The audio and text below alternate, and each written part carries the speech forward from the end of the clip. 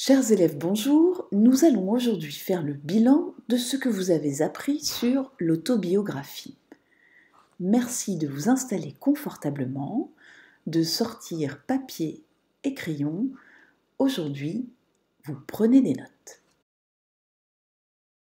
Commençons par définir le terme autobiographie et pour ce faire, passons par son étymologie. Petit 1 donc, étymologie et définition. Le mot autobiographie est formé de 3 éléments.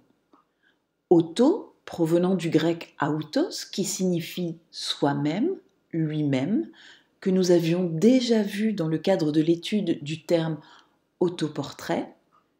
Vient ensuite un deuxième élément, bio, qui provient également du grec bios, la vie.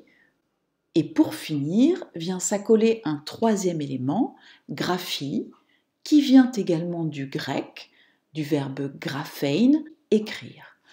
Autobiographie est donc composée des 3 éléments, auto, soi-même lui-même, bio, la vie, et graphie, écrire.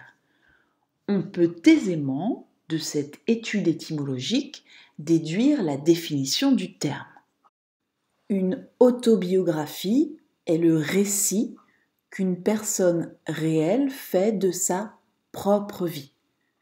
Prenez en note cette définition, je la répète, une autobiographie est le récit qu'une personne réelle fait de sa propre vie. Passons maintenant au deuxième point du cours, la question du je. Petit 2, la question du je. Dans l'autobiographie, le récit est mené à la première personne. C'est le je, J-E, qui domine. Et ce je désigne à la fois l'auteur, celui qui écrit le livre, le narrateur, celui qui raconte l'histoire, et le personnage principal, celui dont on raconte l'histoire. Autrement dit, dans l'autobiographie, je égale auteur, égale narrateur, égale personnage. L'auteur, le narrateur et le personnage sont une seule et même personne, et on ne trouve cela que dans le genre autobiographique. Toute la difficulté consiste à identifier qui est je. Je désigne-t-il le narrateur auteur, c'est-à-dire l'adulte qui est en train de rédiger son récit, ou je renvoie-t-il au narrateur personnage, c'est-à-dire celui qu'il était dans son passé et dont il se souvient. Cette question de l'adulte qui écrit sur l'enfant qu'il a été nous amène au troisième point du cours, l'importance du temps. Dans l'autobiographie, on distingue 2 temps. Le temps des souvenirs tourné vers le passé et le temps de l'écriture, le moment où l'auteur écrit son texte qui s'inscrit dans le présent. Le temps des souvenirs, c'est le temps du récit où l'auteur rapporte ce dont il se souvient du passé, son enfance par exemple. Ces souvenirs sont rapportés à l'aide des temps du passé, imparfait et passé simple le plus souvent, ou, si l'auteur veut rendre son récit plus vivant, il peut aussi utiliser le présent de narration. Mais le temps de l'écriture, c'est le temps du discours où l'auteur commente ce qu'il a vécu et analyse son développement psychologique. C'est le moment où l'auteur écrit son récit. Il utilise alors le présent d'énonciation. Pour résumer, lorsque l'auteur rapporte ses souvenirs, il utilise les temps du passé ou le présent de narration, et lorsque l'auteur commente une fois adulte ce qu'il a vécu enfant, il emploie le présent d'énonciation. Abordons maintenant la question des topoi de l'autobiographie, c'est le 4e point de notre cours, c'est-à-dire les thèmes qui reviennent de façon récurrente dans les récits autobiographiques. Parmi ces thèmes qui reviennent fréquemment, on trouvera par exemple le récit de la naissance, les histoires d'enfance traumatisantes, le récit d'une vocation, le portrait de certains membres de la famille, la mère notamment, un autoportrait parfois, souvent le récit de la première rencontre amoureuse, et presque toujours l'auteur fait également part de ses difficultés à se souvenir. Passons au 5e point du cours, les différentes formes de l'autobiographie. Vous aurez sans doute constaté, en découvrant la bibliographie que je vous ai fournie, vous savez, c'est cette liste d'œuvres autobiographiques parmi lesquelles vous deviez en choisir 2, que l'autobiographie peut prendre différentes formes. Nous allons ici les passer en revue et essayer de bien les distinguer. Commençons avec les mémoires, nom masculin pluriel qui porte une majuscule. Les mémoires sont une forme particulière de l'autobiographie parce que l'auteur de mémoire, qu'on appelle le mémorialiste, ne centre pas son récit sur sa vie intime. Qu'il s'agisse d'un homme d'État, d'un écrivain, d'un artiste, il a participé ou il a été témoin d'événements historiques et ce sont ces événements qu'il rapporte.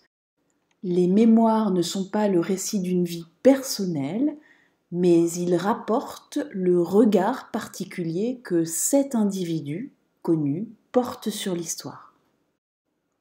La deuxième forme particulière d'autobiographie dont je voulais vous parler, c'est le journal intime.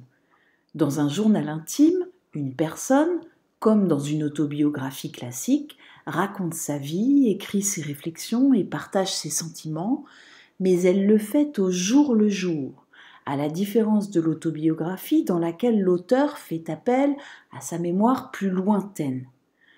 De plus, on notera bien qu'un journal intime n'est pas destiné à être publié, la personne écrit pour elle-même. La troisième et dernière forme particulière de l'autobiographie, c'est l'autofiction, comme Métaphysique des tubes d'Amélie Nothomb. Dans une autofiction, l'écrivain s'inspire de sa vie pour écrire un roman. Ainsi, au contraire de l'autobiographie, dans laquelle l'auteur s'engage a priori à raconter sa vie en toute sincérité, dans une autofiction, la part de vérité peut être plus ou moins grande. Les noms des personnages ou des lieux peuvent être modifiés, par exemple. On doute ainsi qu'Amélie Nothomb ait pu se souvenir de tout ce qu'elle a vécu entre ses 0 et 3 ans pour rédiger Métaphysique des tubes. Il s'agit bien d'une autofiction, en ce qu'elle s'est inspirée de sa propre vie pour romancer son récit, c'est-à-dire qu'elle y apporte une part d'invention, d'où le terme d'autofiction. 6e et dernier point du cours enfin, pourquoi rédiger son autobiographie? Pourquoi se raconter? Les raisons peuvent être multiples, essayons d'en énumérer quelques-unes. Annie Dupéret, dans Le Voile Noir, cherche à lutter contre l'oubli et à raviver ses souvenirs pour surmonter le traumatisme de sa douleur. Michel Léris, dans L'Âge d'homme, cherche à mieux se connaître. Albert Cohen, dans Le Livre de ma mère, rend hommage à un être cher qu'il regrette de n'avoir pas assez aimé. Jean-Jacques Rousseau, dans Les Confessions, veut avouer ses fautes et cherche à se justifier, comme dans l'épisode du peigne que vous avez lu dans un exercice. Anne Frank, enfin, se confie à son journal alors que la guerre l'oblige à rester cachée pour partager ses sentiments et échapper à la solitude. Lutter contre l'oubli, chercher à mieux se connaître, rendre hommage à un être cher, avouer ses fautes, se justifier, il est de multiples raisons qui peuvent conduire un auteur à se raconter. Souvent d'ailleurs, l'auteur précise son projet dans un préambule, un avant-propos ou un avertissement, c'est-à-dire un texte qui vient avant son récit autobiographique pour éclairer le lecteur sur les motivations qui l'ont conduit à rédiger son autobiographie. J'espère, chers élèves, que vous vous en êtes sortis avec votre prise de notes. Il est grand temps maintenant de reprendre ces notes. À demain.